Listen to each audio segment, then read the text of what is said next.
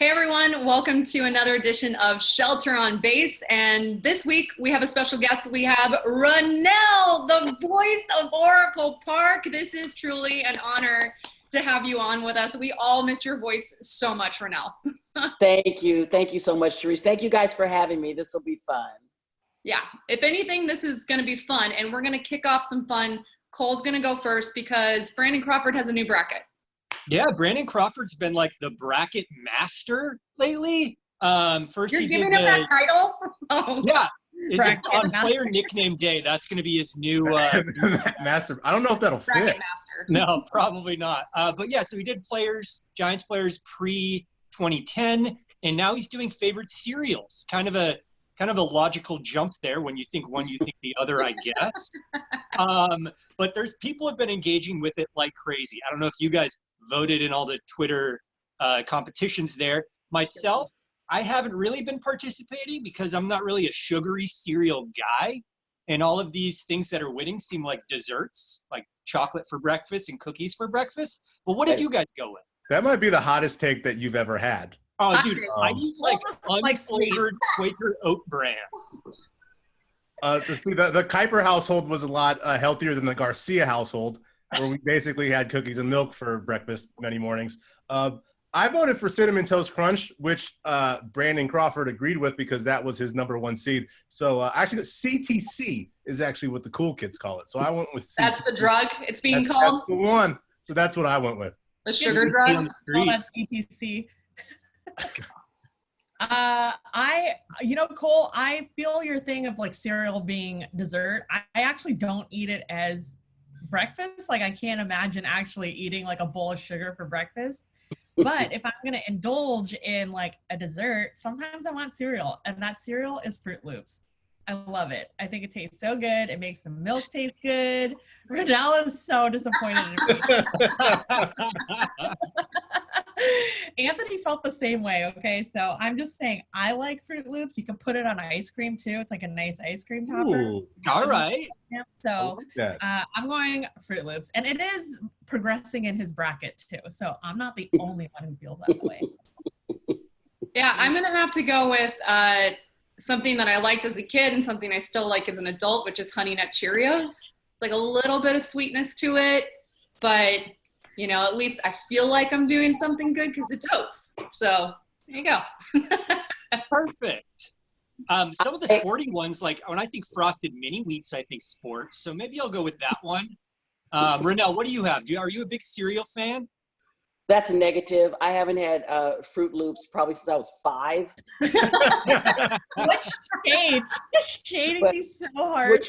Which by the way was 150 years ago. Okay. But yeah, and as Therese knows, like I'm like on Weight Watchers, I'm a beast with my nutrition and trying to count the calories and everything. So I haven't had cereal in a long time, but when I did, which one did you say, T? Honey Nut Cheerios. Honey Nut Cheerios, I enjoy those. And isn't there honey bunches of oats? Honey bunches of oats. That's my second. Yep. And then a Special K with strawberries. But that's a negative. This morning I had Weight Watchers banana pancakes, peanut butter banana pancakes, only 2 points, and maple syrup, which is 0 points. I have 23 points a day.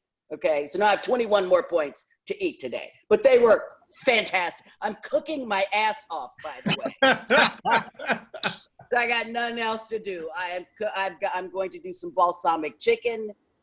And some chickpea spinach stew and some chocolate chip muffins. I just went way off track on the cereal. I apologize for that. No worries. I think everyone's getting really into cooking right now. I mean, Triples Alley might have to get into the cooking game. What do you guys think? I think we should do it. I would like to make some ballpark food. I'm not a very good cook, but I'm good at reaching things that are high in the high cabinet, and I'm good at eating. So that is my why you cooking would be viral gold. You thought art with Anthony was bad? Cooking with Anthony might actually be worse. That's a show I want to watch. Let me just say that. Yeah, it's no fun to watch somebody who knows how to cook. You want to see like the full chicken wreck happening. Exactly. And that's Anthony. So So some of the serious news that's surfaced is we've been seeing all these articles and ideas and propositions that the baseball is trying to start up as soon as possible, and they're coming up with all, I think, crazy ideas. Anthony, you have more information on this, on the propositions that they're coming up with. So earlier this week, they had talked about or announced that they were thinking about having all 30 teams go to Arizona to start the season. Then I think they said June, I think is when the target date was. But they had all these sorts of weird rules. There weren't going to be dugouts. The players were going to sit in the stands 6 feet away from each other. There were going to be 7-inning doubleheaders in hot Arizona heat. There were no mound visits. It sounded a little far-fetched. And then actually today, this morning, Bob Nightingale from USA Today said that now MLB is talking about radical realignment, where you wouldn't have American League and National League. You would have the Cactus League, which is in Arizona. That would be one league. And the Grapefruit League in Florida would be the other league. So no NL, no AL. Now it's just the Florida team stay in Florida, the Arizona team stay in Arizona. There would be universal DH, which I know the Giants fans, National League fans probably don't agree with. But it is very radical, but it's something, right? How do we feel about that? I want Renel's opinion on this first, since Renel's been announcing baseball for 20 years for the Giants. Is that right? I don't want to sell you short. And she's been to a lot of spring training games, so she knows what Arizona weather is like, only in the springtime. But Renel, what did you think about this when you heard all this news? Okay, the first one, I had to like read the article like twice. Like, and I was like, seriously? And I am one of those people that is like, I am not leaving my house. Okay, it is not happening. So my reaction has been more pandemic related. I mean, I appreciate that they're trying to bring the game back, because as I've been saying for a couple of weeks now, baseball always comforts and heals us after crises and tragedies, you know, like 9/11 and stuff like that. So I appreciate that they're trying to bring it back. And those of us that are, everybody's on lockdown, so maybe it would be enjoyable to watch a wacky 7-inning doubleheader situation. But I'm going back to the safety of everybody. And the fact that actually when I watched the game that we showed last week, I think you all probably had the same reactions, like, well, that can never happen again. They can't sit in the dugout again. They can't even freaking high five. They can't man jump on Travis Ishikawa anymore. So say we do play these games, what happens when you score a run? There's no fans. The rest of your teammates are scattered in the stands. But more seriously, I'm like, I just can't logically see how either of these scenarios can play out, because hello, the virus is in Florida and it is going to surge. Same with Arizona. It's expected to surge next month. So I just put my pandemic safety, everybody be safe, and let's come back to as much normalcy as we can eventually. Again, I appreciate what they're trying to do, but oh God, hi, baby boy. He agrees with you. He was excited about what you had to say. He agreed. Oh, perhaps he recognizes grandma's voice from the ballpark. Perhaps that's what's happening here. So that's my whole take on it. I'm so obsessed with the social distancing and the sanitization, and then for the front office staff to go and everybody's going to be quarantined. I just logically in my mind, I just don't see how any of this can work safely, really. I agree. I have to say, I totally agree with you. I think it's a little weird that they're really trying to forge ahead so hardcore, and basically what's going to be the worst week for Americans in terms of this virus. I think it's weird. I don't know why they're doing it other than financial motivations, which doesn't make me feel super cool. Like, don't love that. Makes me feel a little bit weird when you put money in a $1 billion industry above the safety of the players, the staff, and fans. So I don't love it. I appreciate the effort, but I think it's a little tone deaf, right? Yeah. Oh, totally.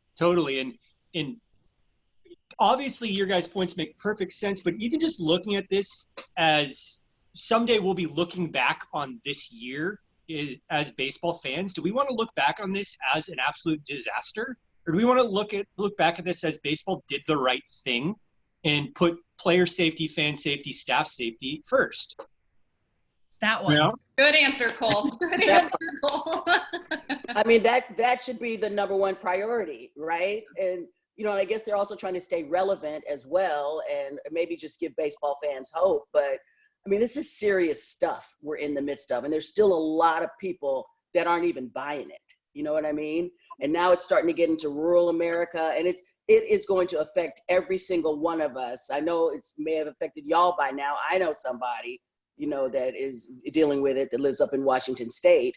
But I mean, again, I appreciate it, but really baseball right now, really, how about the players just, maybe do some PSAs? I don't know if they already have or not. And, so we can stay engaged that kind of way. But I just think it's so important, and still so many people are still not self-isolating, and they're not social distancing. And, and we're seeing evidence that the curve maybe hopefully is flattening.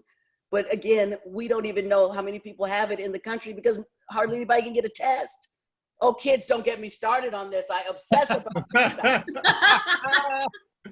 We do have a segment called Don't Get Me Started, typically. Renel should make a special appearance just for Don't Get Me Started. It's perfect. Renel, I'm like you. I'm very on edge about this. So I'm glad that I'm not the only one. I'm glad that there is someone else out there who just agrees with me. Like, let's just all hunker down and stay home. Let's go back to normal when everything is normal. And I don't think we're there yet.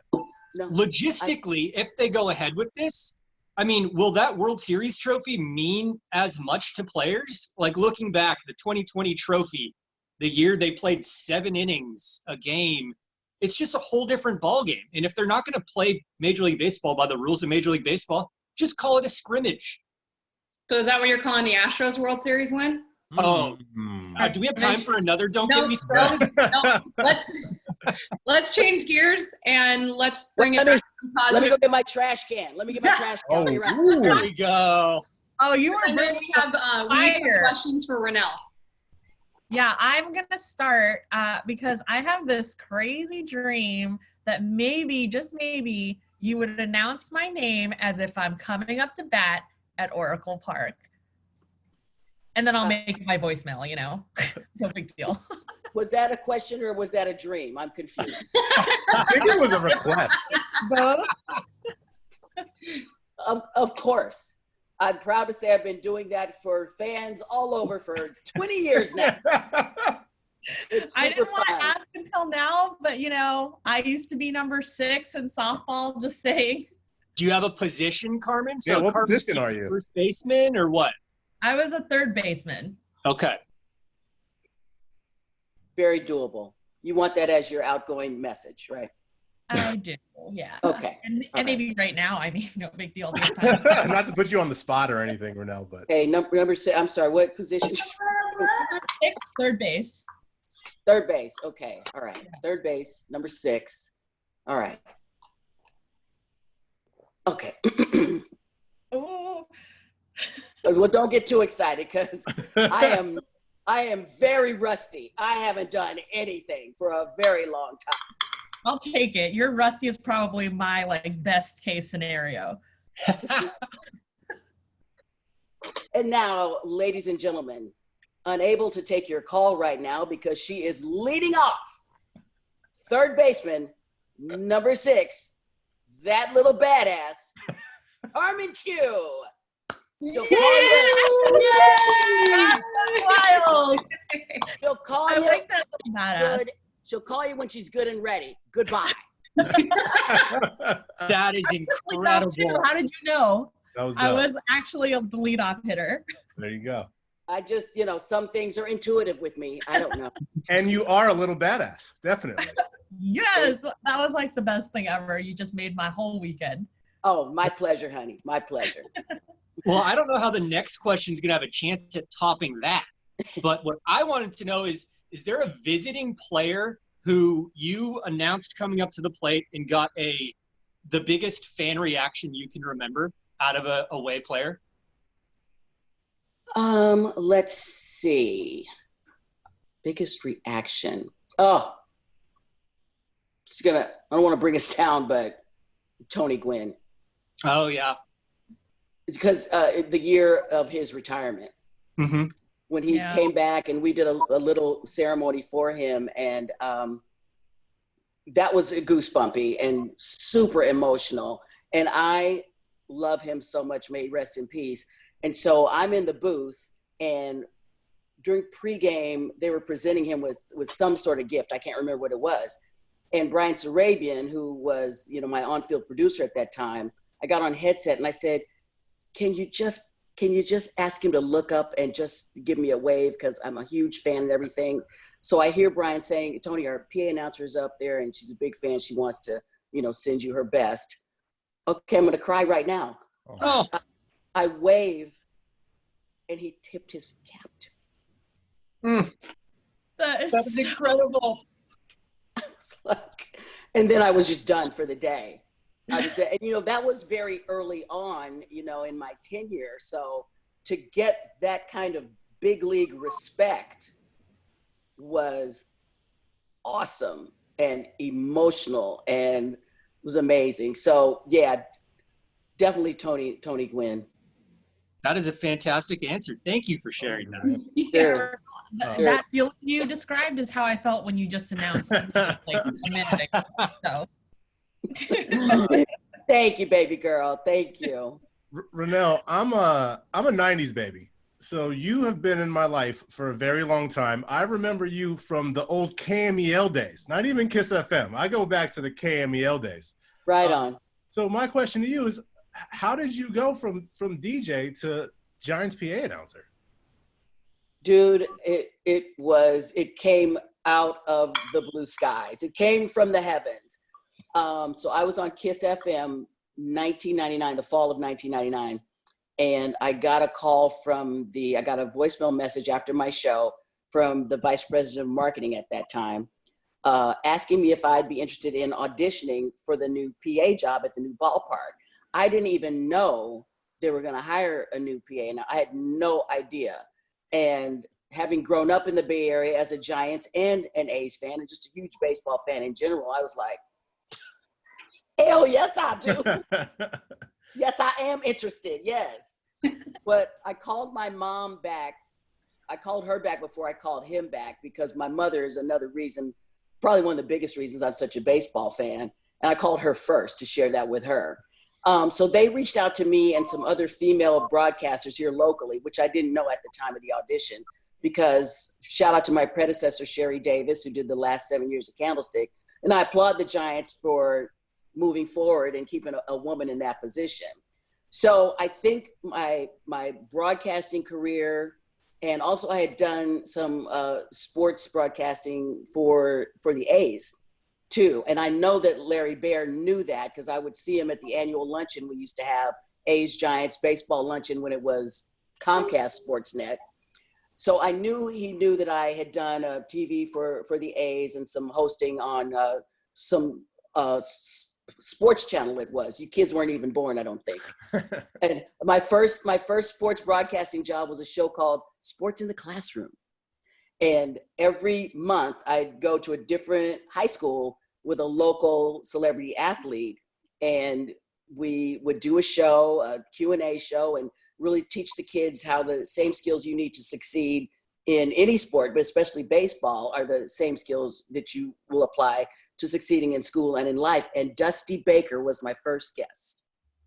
Wow. Long before I ever got this job. That's how long I have known Dusty. I was going to say, no wonder you guys are so tight. Yeah, I've known him a long time. He's been a great friend and mentor to me. So it all started, and I was on KMEL, I think, when I started doing that show. So I think all of that kind of led to their interest in me and inviting me to audition. I had 3 auditions, and then right before Tommy and I were going on Thanksgiving vacation to Maui, which I wonder if we'll ever be able to do that again. as I obsess again about the pandemic. But that Friday before we were leaving, I got the call that I got the job. That's awesome. Yeah. That must have made the vacation a little better. And Maui's already pretty good. And it was the best Thanksgiving ever, because we had so much to be thankful for. Yeah, and yeah, Maui is our jam. That's our spot. Did you celebrate at Mama's Fish House, or? Yes. That's like my favorite place. Every That's one time of the best meals I've ever had. Oh my God. So fun. Every time we go, you got to go to Mama's. Got to go to Mama's. Gotta go to Mama's. Yeah. So Anthony, my whole career has just been, I mean, I'm so lucky because I didn't seek anything out.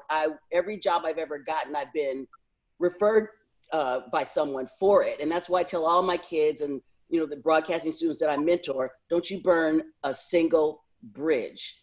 You nurture those relationships. That was true in 1985 when I was starting out. It's true in 2020 because you never know who might be able to get you your next gig. Make those network and keep those relationships strong. And all my early bosses are still in my life, and my early mentors are still in my life. So everybody wrote that down, right? Yeah. Yeah. Everybody write that down. Renel, I have like the privilege of hearing your voice all the time during baseball season. And one of my favorite things is when you put a little spin on a name and you have some fun with it. So my question to you is, the years that you've done the PA announcing, what name has been the most fun for you to announce? And could you share that announce with us again? Again, I'm very rusty, but Andres Galarraga. Ooh, that's a good one. Oh yeah. Was fantastic. And and especially if it was a dramatic at-bat situation, I'd try to, give it a growl, like, all right. All the names with 1 million syllables are the most fun. Like Jared Saltalamacchia. Yeah.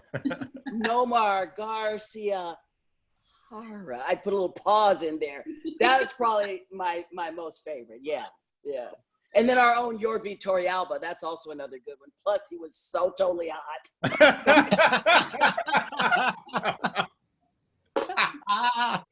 Now you're feisty in quarantine. I love it. He's feisty all the time. Quarantine Renel might be my favorite Renel. Who knew? Yeah, this is the real me. I'm cozy in my living room. This is the real me. Can I tell you a Your Vittorio Alba story? Absolutely. Yeah. Yes. So I actually, for a few years, I did the Giants pregame show with Bip Roberts and FP Santangelo for, I think, 3 seasons on Comcast Sportsnet. So I would be down on the field, do the show, then announce the anthem and the starting lineups on the field, and then run back up to the booth and do the game. Wow. So one game day was my birthday, and the crew had Yorvi come out and surprise me at the end of the show to wish me a happy birthday with a cake, I believe, too. And because everybody knew I was crushing hella hard on him.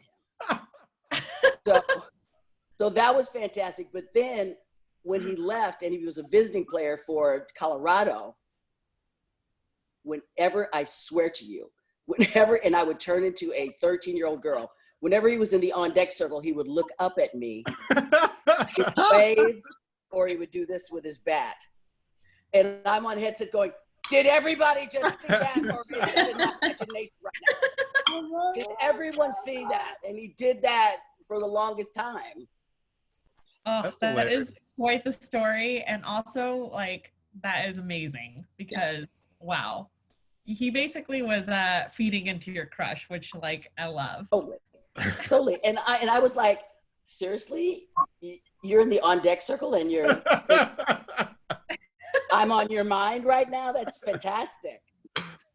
We do have some fan questions I would like to get to before we have to let you go. Andrew on Twitter said, no question, just Andrew from the Raiders games wants to say hi to her. So Andrew from Raiders game says hi. What up, Andrew? I'll be wearing my Raiders apron when I get in the kitchen and start cooking.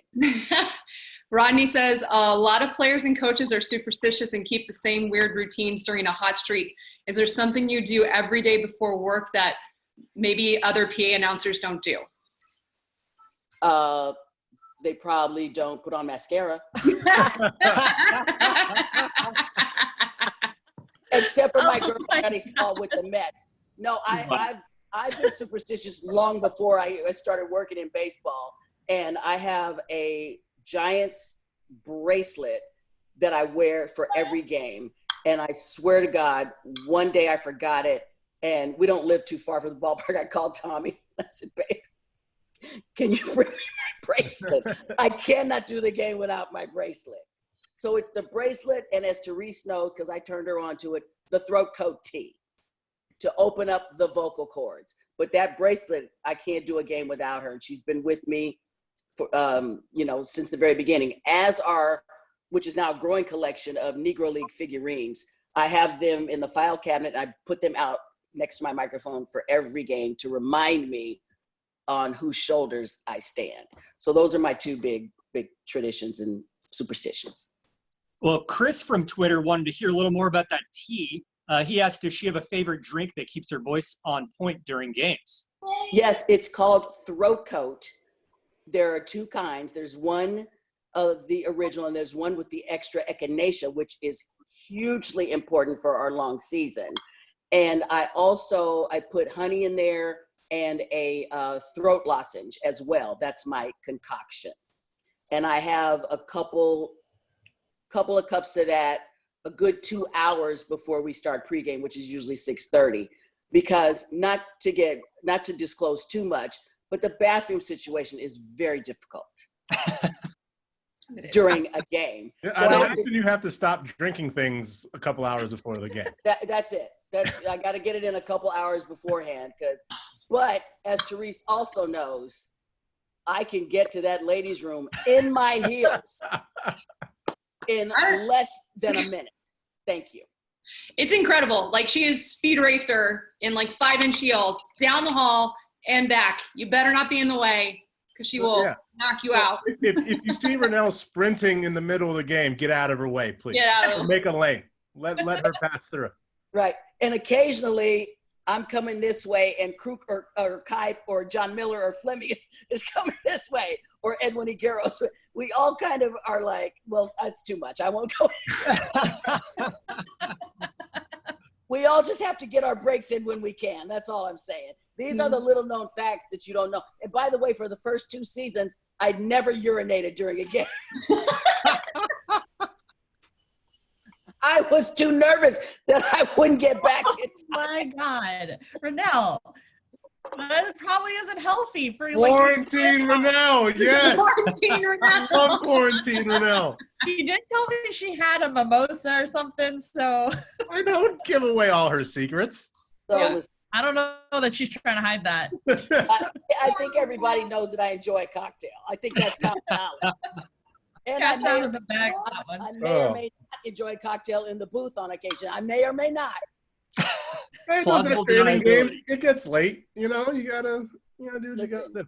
If we are in like the 15th inning, Mama needs vodka. That's all. That's all I'm saying. Oh, this is gonna be our last episode for show. We're taking us off there. Well, we went out with a bang. Yeah, put on top. Quarantine Renel. My bad. My bad. favorite. So thank you so much, Renel, for joining us today. We missed your voice and hope we get to hear your voice when it's all safe for everyone again soon. Tonight, though, for Giants fans, there is another simulated game. It's Giants versus Padres on NBC Sports Bay Area at 7 p.m. tonight. And I'm told you're going to want to watch this game because it has a different ending than last week. Spoilers. Spoiler alert. Reese. That's all the tea. It's a hunch. Just a hunch. It's a live You had to game. have watched last week in order to understand. But more Kuiper, Amy G. And during the afternoon game today, you also get to hear Renel do the announcements as well. So you get to hear all of your favorite Giants voices. So again, Renel, thank you all so much. And thank you guys for joining. We'll see you for another Shelter on Base, hopefully. Thank you, guys. Thanks for Bye. having me. Everybody Bye, be really Renel. safe. Thanks, Renel. Sanitize. Put Barry in the Hall of Fame.